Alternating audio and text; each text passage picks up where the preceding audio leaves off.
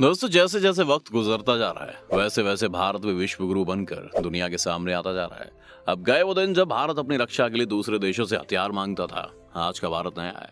अब दुनिया अपनी रक्षा करने के लिए भारत से हथियार मांगती है और इसी का सबसे बड़ा सबूत है इंडोनेशिया के साथ होने वाली भारत की अब तक की दूसरी सबसे बड़ी डिफेंस डील। आपको बता दें कि डील 100 या 200 करोड़ की नहीं है, बल्कि 200 मिलियन यूएस डॉलर्स की है।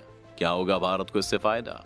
क्या भारत बनने जा रहा है डिफेंस एक्सपोर्टर? क्या बनने जा रही है दुनिया भर में भारत की एक नई छवि? चलिए देते हैं आज की इस वीडियो में इन सब सवालों के जवाब। भारत को ब्रह्मोस मिसाइल के एक्सपोर्ट का एक नया ऑर्डर मिला है। फिलीपींस के बाद अब इंडोनेशिया ने इस मिसाइल को खरीदने की इच्छा जताई है। इंडोनेशिया ने साल के अंत तक इस मिसाइल के एंटी शिप वेरिएंट को खरीदने की पेशकश की है। फाइनेंशियल एक्सप्रेस की रिपोर्ट के मुताबिक इंडोनेशिया के साथ इस मिसाइल को बेचने के लिए बातचीत जारी है। ब्रह्मोस सुपरसोनिक क्रूज मिसाइल को भारत और रूस ने मिलकर तैयार किया है। सोर्सेस की माने तो इस डील को पहले साइन किया जा सकता था, लेकिन इंडोनेशिया के आंतरिक मसलों की वजह से इसे इस साल के आखिर में साइन किया जाएगा। इंडोनेशिया एशिया का दूसरा देश होगा जो इस मिसाइल को खरीदेगा। Indo Russian venture BrahMos aerospace Indonesia को ब्रह्मोस सुपरसोनिक क्रूज मिसाइल बेचने के लिए तैयार है, और वो भी फिलीपींस के साथ अपना पहला एक्सपोर्ट सौदा करने के 1 साल के अंदर। और इसी को देखते हुए दुनिया में लगातार भारत की ताकत बढ़ती जा रही है। भारत पहले हथियारों का इंपोर्टर देश हुआ करता था, लेकिन अब भारत में एडवांस टाइप्स के हथियार बनने लगे हैं। यही वजह है कि भारत से अब हथियारों का एक्सपोर्ट भी शुरू हो गया है। जैसा कि हमने आपको बताया कि जानकारी के मुताबिक इस सौदे पर साल के आखिरी तक दोनों देशों की बातचीत बन सकती है और इसके चांसेस भी काफी ज्यादा दिखाई दे रहे हैं। आपको बता दें कि ब्रह्मोस मिसाइल को भारत और रूस ने संयुक्त रूप से तैयार किया है। फिलहाल इंडोनेशिया अपनी सैन्य क्षमता को बढ़ाने की कोशिश कर रहा है।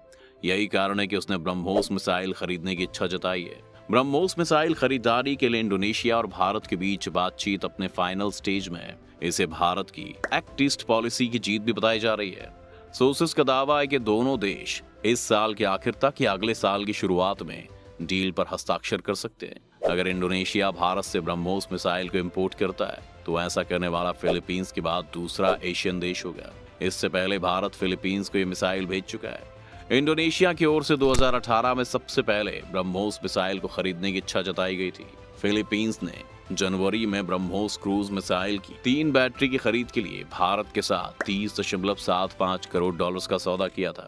भारत ने मार्च में फिलीपींस के साथ एक रूपरेखा समझौते पर हस्ताक्षर किए, जिसमें डिफेंस हार्डवेयर एंड इक्विपमेंट की सप्लाई के लिए सरकार से सरकार के बीच सौदे शामिल हैं। तेजस विमान पहले ही मलेशिया के लिए शीर्ष पसंद के रूप में उभरा है, क्योंकि देश अपने पुराने लड़ाकू विमानों के बेड़े को बदलने पर विचार कर रहा है। दूसरी ओर ब्रह्मोस क्रूज मिसाइल सौदे पर मुहर लगाने के कुछ महीने बाद फिलीपीन अपनी मिलिट्री कैपेबिलिटी को बढ़ाने के लिए भारत से एडवांस लाइट हेलीकॉप्टर्स खरीदने पर विचार कर रहा है। दक्षिण चीन सागर में चीन के साथ दशकों से चले आ रहे टेरिटोरियल डिस्प्यूट्स के साथ साथ दूसरे मैरीटाइम सिक्योरिटी चैलेंजेस का सामना करने के लिए फिलीपींस अपनी सेना के आधुनिकीकरण पर ध्यान केंद्रित कर रहा है। फिलीपीन ने अपने पुराने हेलीकॉप्टर बेड़े को बदलने के लिए कई एडवांस लाइट हेलीकॉप्टर ALH की खरीद में दिलचस्पी दिखाई है।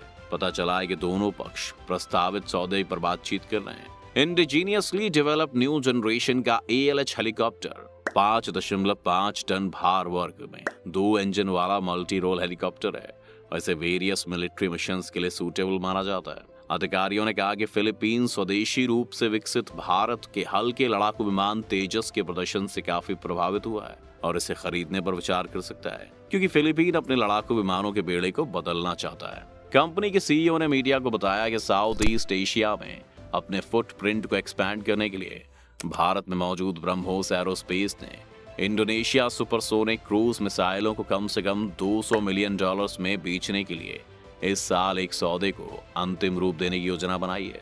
मीडिया रिपोर्ट्स ने पहले संकेत दिया था कि अकेले ब्रह्मोस सुपरसोनिक मिसाइल में 2026 तक 3 मिलियन तक पहुंचने की क्षमता रखता है। यहां तक कि मोदी जी ने भारत के डिफेंस एक्सपोर्ट्स के लिए करंट 1.5 बिलियन डॉलर से 2024-25 तक प्राप्त करने के लिए 5 बिलियन डॉलर्स का ह्यूज टारगेट सेट किया है। आपको बता दें कि ब्रह्मोस कॉर्पोरेशन भारत के एक्सपोर्ट को आगे बढ़ाने के लिए तैयार है। कई देशों स्पेशली साउथ ईस्ट एशिया और मिडिल ईस्ट के देशों ने रूस के सहयोग से डिजाइन और विकसित की गई मेड इन इंडिया मिसाइलों को खरीदने में गहरी दिलचस्पी दिखाई है, और इस प्रकार इंडोनेशिया एक पोटेंशियल कस्टमर के रूप में उभर कर भारत के सामने आया है। रिपोर्ट्स के मुताबिक Indo Russian joint venture BrahMos aerospace और इंडोनेशिया लंबे समय से इस पर बातचीत कर रहे हैं। हालांकि पोटेंशियल एग्रीमेंट के दायरे या टाइम टेबल के बारे में किसी भी तरह की डिटेल्स को पब्लिक नहीं किया गया है। ब्रह्मोस एरोस्पेस के सीईओ अतुल डी राणे ने रॉयटर्स को बताया कि कंपनी ने जकार्ता के साथ $200 मिलियन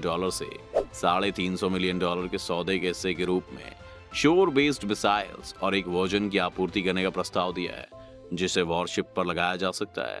राणे ने साथ में यह भी कहा है कि मेरे पास अभी जकार्ता में एक टीम है। उन्होंने कहा कि 1 साल के अंदर अंदर एक सौदा हो सकता है, क्योंकि इंडोनेशिया की डिफेंस फोर्स इसमें काफी दिलचस्पी रखती है। हालांकि इंडोनेशिया अपनी सेना को युद्ध के लिए ज्यादा तैयार करने के लिए उसकी मरम्मत कर रहा है, लेकिन इंडोनेशियाई रक्षा मंत्री प्रभावो सुबियांतो के एक प्रतिनिधि ने ब्रह्मोस की खरीद पर इमीडिएटली कमेंट देने से इनकार कर दिया है, ये कहते हुए कि उसे पहले इंफॉर्मेशन की पुष्टि करने की जरूरत है। राणे ने आगे बताया कि ब्रह्मोस को फिलीपींस से $300 मिलियन के आने की खरीद हासिल करने की भी उम्मीद है, जहां इसकी मिसाइलें 2023 के आखिर से फिलीपींस मरीन कॉर्प्स को प्रोवाइड की जाएंगी। इससे पहले यूरेशियन टाइम्स ने रिपोर्ट किया था कि 21 फिलीपीन नौसैनिकों ने एक बैच में फरवरी 2023 में newly purchase BrahMos anti ship supersonic cruise missile के ऑपरेशन और मेंटेनेंस पर फोकस ट्रेनिंग पूरी की थी। मनीला के पहले से ही फिलीपीन मरीन कॉर्प्स शोध आधारित एंटी शिप मिसाइल बटालियन के एक प्रोविजनल एक्टिवेशन को अंजाम दिया गया है। रक्षा खुफिया फर्म जैन से मिली जानकारी के अनुसार दक्षिण चीन सागर और कुछ निकटवर्ती क्षेत्रों में चीन की बढ़ती समुद्री उपस्थिति के कारण इंडोनेशिया और फिलीपींस ने हथियार और दूसरे सैन्य हार्डवेयर हासिल करने पर अपना खर्च बढ़ा दिया है। इंडोनेशियाज मिलिट्री रैंप अप। तो दोस्तों, इंडोनेशिया को अपने वॉरशिप्स के लिए ship born cruise missile version खरीदने की उम्मीद है। Indo Russian joint venture BrahMos aerospace private limited की एक टीम मिसाइल को फिट करने की पॉसिबिलिटी को स्टडी करने के लिए पहले इंडोनेशिया के शिपयार्ड का दौरा कर चुकी है। अपनी ओर से इंडोनेशिया नेटूना में और उसके आसपास किसी भी घटना के लिए खुद को सैन्य रूप से तैयार कर रहा है। ये संदेह करते हुए चीन आइलैंड्स के इफेक्टिव कंट्रोल को जब्त करने की अपॉर्चुनिटीज को तलाश कर रहा है। दोनों देश दक्षिण चीन सागर में एक टेरिटोरियल डिस्प्यूट में निवेशित हैं। दोनों देशों के बीच तनाव तब चरम पर पहुंच गया जब दिसंबर 2021 में चीन ने मांग की कि इंडोनेशिया अपने नाथुना द्वीपों में पानी में तेल और गैस ड्रिलिंग को सस्पेंड कर दे, जिसे इंडोनेशिया में नॉर्थ नाटुना सी के रूप में भी जाना जाता है। आपको बता दें कि इंडोनेशिया ने ड्रिलिंग बंद नहीं की है और 30 जून 2021 को नोबल क्लाइड बाउट्रिक्स को दिया गया काम 19 नवंबर को पूरा हुआ। ये पानी पूरी तरह से इंडोनेशिया के एक्सक्लूसिव इकोनॉमिक जोन के भीतर है और वो मलेशियाई और वियतनामीज EEZs के 2000 किलोमीटर के निकटतम चीनी क्षेत्र हैनान द्वीप से अलग है। ब्रह्मोस के अलावा भारत ने कथित तौर पर इंडोनेशिया को कोस्टल डिफेंस रेडार और मरीन ग्रेड स्टील की सप्लाई करने की पेशकश की है। भारत द्विपक्षीय रक्षा और सैन्य सहयोग को गहरा करने के प्रयासों के तहत इंडोनेशियाई वायुसेना द्वारा उड़ाए गए रूसी निर्मित Su-30 लड़ाकू जेट विमानों की सेवा करना भी पसंद करेगा।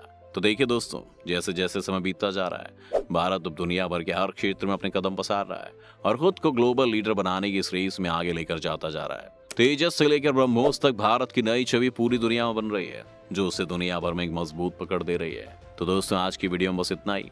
उम्मीद है आपको आज की इस वीडियो से काफी कुछ नया सीखने को मिला होगा।